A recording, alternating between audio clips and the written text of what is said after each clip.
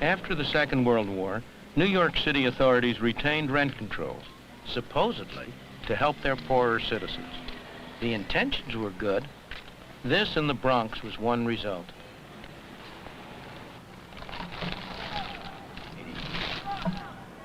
The idea that government had to protect us came to be accepted during the terrible years of the Depression. Capitalism was said to have failed, and politicians were looking for a new approach. Franklin Delano Roosevelt was a candidate for the presidency. He was governor of New York State. At the governor's mansion in Albany, he met repeatedly with friends and colleagues to try to find some way out of the Depression. The problems of the day were to be solved by government action and government spending. The measures that FDR and his associates discussed here derive from a long line of past experience. Some of the roots of these measures go back to Bismarck's Germany at the end of the 19th century, the first modern state to institute old age pensions and other similar measures on the part of government. In the early 20th century, Great Britain followed suit.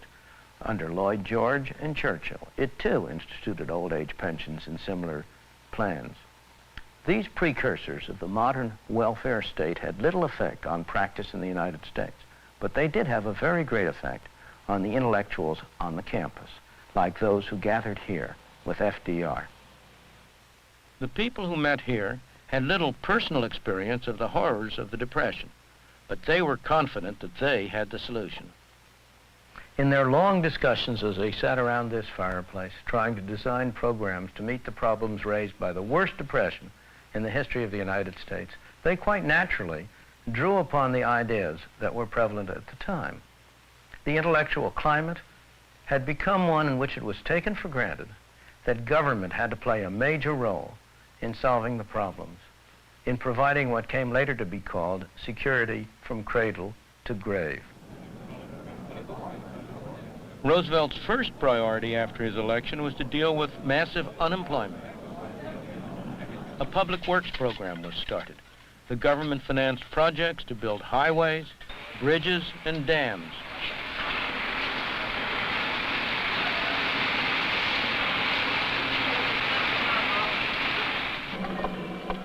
The National Recovery Administration was set up to revitalize industry. Roosevelt wanted to see America move into a new era. The Social Security Act was passed and other measures followed: unemployment benefits, welfare payments, distribution of surplus food. With these measures, of course, came rules, regulations, and red tape, as familiar today as they were novel then. The government bureaucracy began to grow, and it's been growing ever since.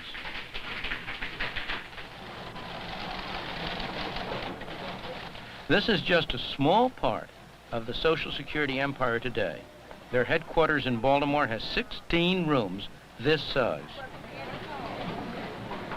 All these people are dispensing our money with the best possible intentions. But at what cost? In the 50 years since the Albany meetings, we have given government more and more control over our lives and our income. In New York State alone, these government buildings house 11,000 bureaucrats, administering government programs that cost New York taxpayers $22 billion.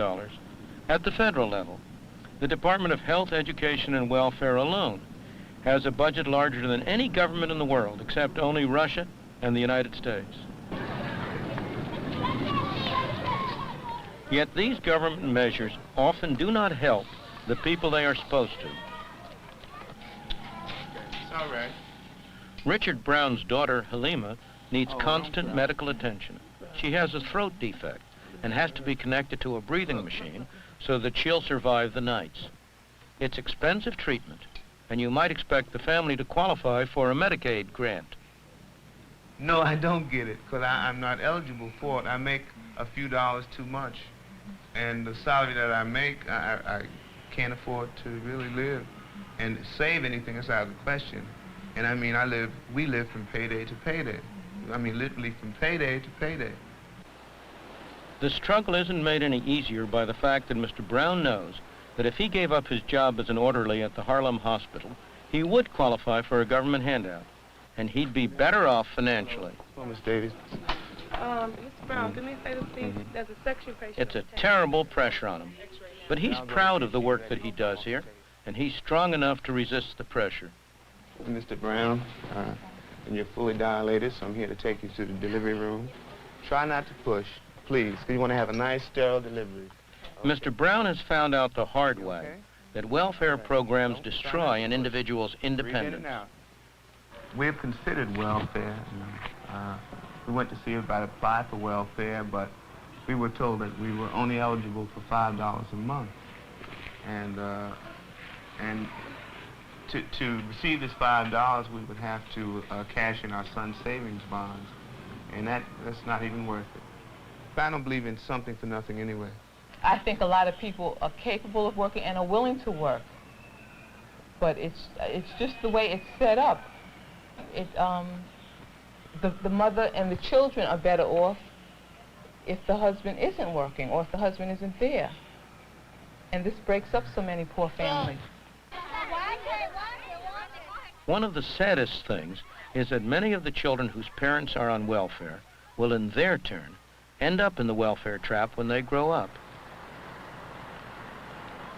In this public housing project in the Bronx, New York, 3/4 of the families are now receiving welfare payments. Well, Mr. Brown wanted to keep away from this kind of thing for a very good reason. The people who get on welfare lose their human independence and feeling of dignity. They become subject to the dictates and whims of their welfare supervisor, who can tell them whether they can live here or there, whether they may put in a telephone, what they may do with their lives. They're treated like children, not like responsible adults. And they're trapped in the system.